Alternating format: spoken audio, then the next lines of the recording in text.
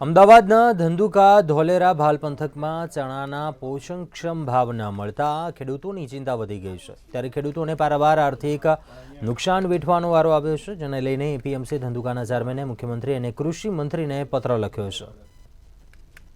અમદાવાદના ધંધુકા ધોલેરા બરવાળા અને રાણપુર પંથકમાં ચણાનું મબલખ વાવેતર અને ઉત્પાદન થાય છે।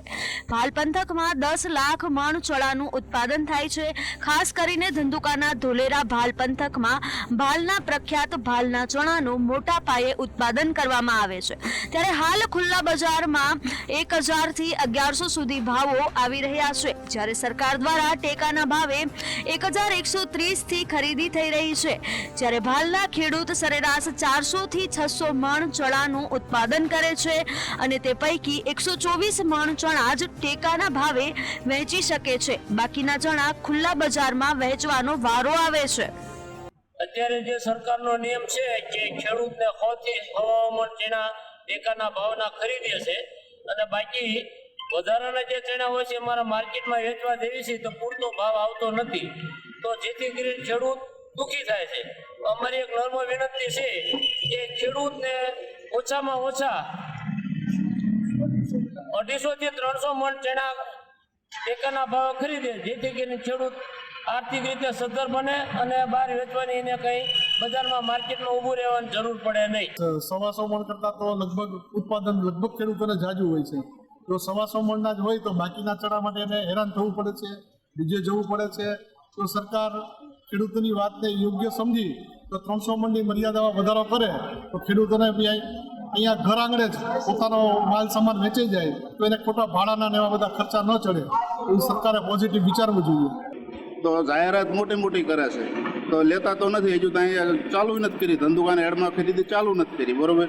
તો અમારા સરકારને કહેવાનું નમ્ર વિનંતી એક જ છે કે જેથી કરીને ખરીદી ચાલુ કરે। બીજા નંબરમાં જે લિમિટ છે 125ની કે 100ની એ વધારે 200 થી 250 મણની કરે તો જેથી કરીને ખેડૂત હેરાન ન થાય, બરોબર। અત્યારે તો વેપારી ખેડૂતને મન ફાવે એમ લૂંટે છે, બરોબર। તો ભાઈ ખેડૂત સમગ્ર ગુજરાતની અંદર અને સમગ્ર ભારત દેશની અંદર ધંધુકાના ચણાના એક પ્રખ્યાત ચણા છે। ત્યારે અમે રાજ્ય સરકારના એટલે અમારા પત્રના માધ્યમથી અમારા રાજ્યના મુખ્યમંત્રી આદરણીય ભૂપેન્દ્રભાઈ પટેલ અને આમ તો આપણે કૃષિ મંત્રી આમ તો રાઘવજીભાઈ પટેલને અમે પત્ર દ્વારા એમને જાણ કરી છે કે ધંધુકા વિસ્તારના ખેડૂતોને ન્યાય મળે અને કારણ કે અમારા ધંધુકા તાલુકાના ખેડૂતોને બધા ચણા જે પણ ઉત્પાદન થયું છે એ બધા સરકારમાં ટેકાના ભાવથી ખરીદીથી લે।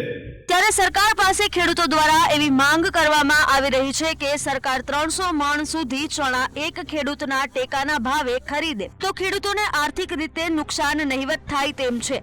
સૌથી પહેલા સત્વરે ટેકાના ભાવે ખરીદી શરૂ કરવામાં આવે અને તેમાં મર્યાદા 124 મણથી વધારી 300 મણ કરવામાં આવે તેવી માંગ કરવામાં આવી રહી છે। એપીએમસી ચેરમેન તથા ખેડૂતો સત્વરે ટેકાના ભાવે ચણા ખરીદીનું કેન્દ્ર શરૂ કરવામાં આવે અને ખેડૂત 124 મણ ચણા જ ટેકાના ભાવે વેચી શકે તેની જગ્યાએ 300 મણ ચણા કરવામાં આવે તેવી માંગ કરવામાં આવી રહી છે। હરિઓમ સોલંકી, મંતવ્ય ન્યૂઝ, ધંધુકા।